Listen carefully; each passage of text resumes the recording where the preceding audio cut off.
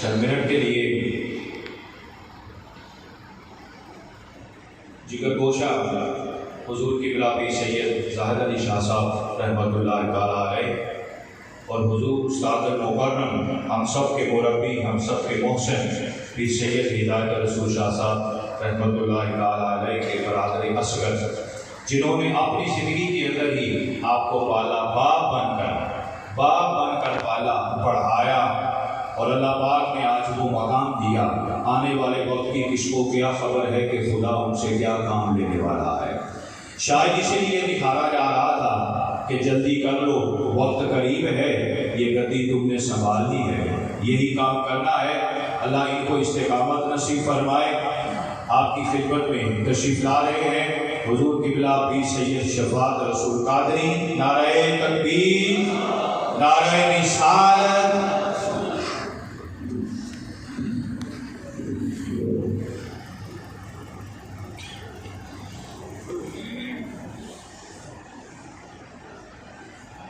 بسم اللہ الرحمن الرحیم۔ حضرات محترم، موجودہ کچھ عرصے سے جو وقت جاری ہے، چل رہا ہے، اگر کوئی بھی ذی عقل اور سلیم الطبع انسان اگر جائزہ لے تو بڑا ہی غور طلب یہ سوچنے کی بات ہے کہ ایسا وقت ہے کہ اللہ کی طرف سے تو ناراضگی ایسی ہے، اللہ کی طرف سے اس کی رحمتوں سے دوری ایسی ہے کہ آسمان سے آفتوں کا نزول ہم دیکھ رہے ہیں۔ کچھ ایسا ہو رہا ہے کہ جیسے بارش کے قطرے آسمان سے گرتے ہیں، اس طرح سے آفتوں کا نزول آسمان سے جاری ہے کسی نہ کسی شکل میں۔ آپ دیکھ لیجیے، کوئی بھی جو مسلمان ہے، جو درد رکھنے والا ہے، وہ بخوبی اس بات کا جائزہ لگا سکتا ہے کہ ہم کس پرفتن دور سے گزر رہے ہیں۔ یقیناً یہ وہ دور ہے کہ ہمیں اپنے اعمال کی اصلاح کی ضرورت ہے، لوگوں کو اپنے کردار کی اصلاح کی ضرورت ہے۔ اسی میں سے اسی چیز کا مظہر ایک یہ بھی چیز ہے کہ ہم دیکھ رہے ہیں کہ پچھلے کچھ عرصے سے 3-4 مہینوں سے بڑی تیزی کے ساتھ اللہ کے برگزیدہ نیک بندے، بزرگ ہستیاں، یادگار اسلاف ہستیاں، قابل تقلید ہستیاں ہمیں چھوڑ کر جا رہے ہیں۔ اور بالخصوص اگر اس ادارے کی بات کی جائے تو ہمارے بہت ہی مقدس، محترم اور بزرگ ہستیاں، وہ ہمیں تھوڑے ہی عرصے میں ہم نے دیکھا کہ وہ ہمیں دعوے مقرر کر دی گئی، اور ان میں سے جو سب سے آخر میں جانے والی ہستی جو اس ادارے کی آن بان اور شان، حضور محدث اعظم نے اگر والد گرامی کو اس ادارے، اس جگہ کی خدمت کے لیے بھیجا تو ساتھ ہی جس ہستی کو ان کی رفاقت کے لیے بھیجا، وہ ہستی حضرت قبلہ قاری محمد صدیق قادری رحمۃ اللہ تعالیٰ علیہ کی ہستی۔ تو وہ ہمارے سروں کا تاج تھے، وہ ہمارے سروں پر سایہ تھے، ہمارے بزرگ تھے، قابل تقلید تھے، جن کے دم سے برکتیں تھیں، جن کے دم سے رحمتیں تھیں، جن کے دم سے اس ادارے میں انوار تھے، رونقیں تھیں۔ بہت بڑا نقصان ہے، بہت بڑا صدمہ ہے کہ ہمیں ان ہستیوں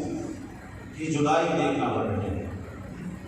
اللہ تعالیٰ ہمیں ان ہستیوں کے نقش قدم پر چلنے کی توفیق عطا فرمائے، ہمارے اندر بھی وہ خوب پیدا کرے کہ جو برکت ان ہستیوں کے نام سے ہمیشہ اس ادارے میں آنے والے لوگوں کو، جو خواہ وہ فیض کے لیے آئے، تعلیم کے لیے آئے،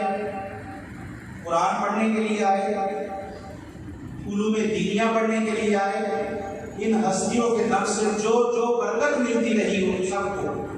اس ادارے میں سے آج تک جو طالب علم بھی کچھ ایک ہفتہ بھی اگر وہ پڑھ کے یہاں سے گیا ہے تو یقین کیجئے اسے پوچھ کر دیکھ لیں، وہ یہ فخر سے بات کہے گا 40 سال سے لے کر آج کے دن تک جب سے یہ ادارہ قائم ہوا ہے، ہر طالب علم یہاں سے جو فارغ التحصیل ہو کے گیا ہے، خواہ اس نے ایک ہفتہ ہی گزارا ہو، وہ فخر سے کہے گا،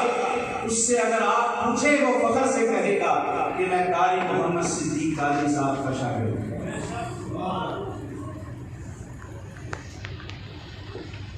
دوستو، قاری صاحب رحمۃ اللہ تعالی علیہ،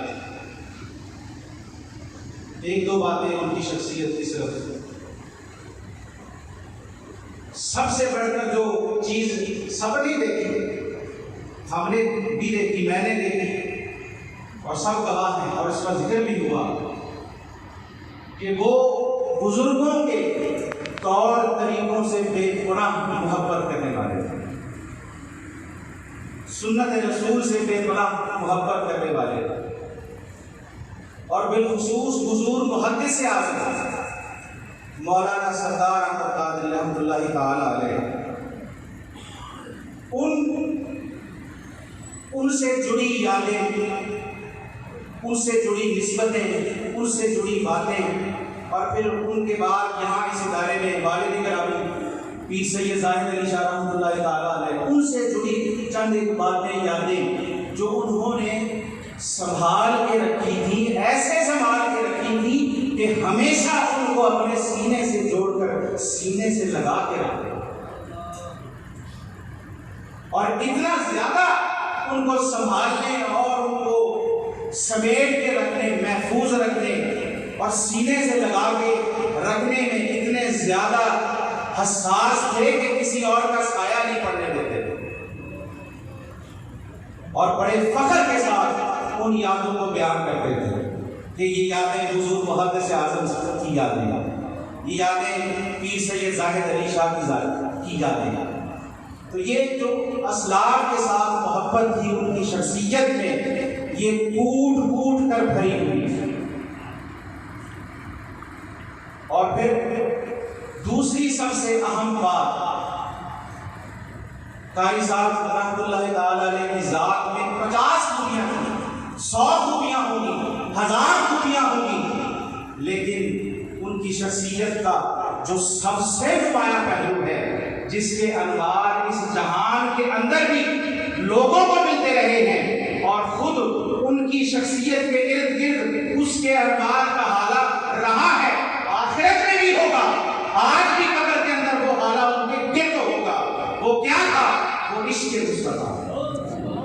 عشق و محبت رسول۔ حضور شیخ الاسلام ڈاکٹر محمد طاہر القادری کسی زمانے میں یہاں پہ تقریر کیا کرتے تھے،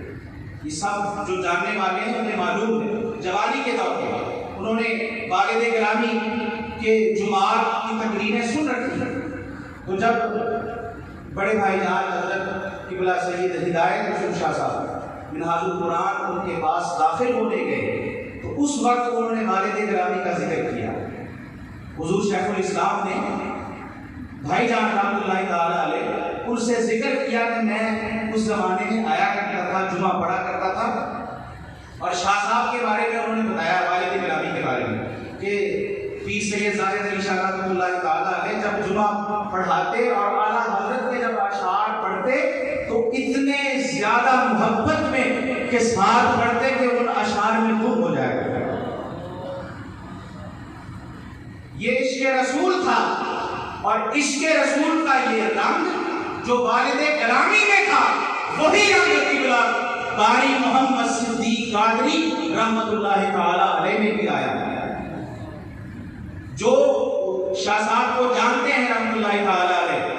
وہ اکثر نعت پڑھا کرتے تھے، وہ سوئے لال آزار پھرتے ہیں، یہ شاہ صاحب کے حوالے سے یہ نعت مشہور ہوئی ہے، اور جو جاننے والے ہیں گواہی دیں گے کہ قاری صاحب کون سی نعت پڑھا کرتے تھے۔ قاری صاحب بھی رحمۃ اللہ تعالی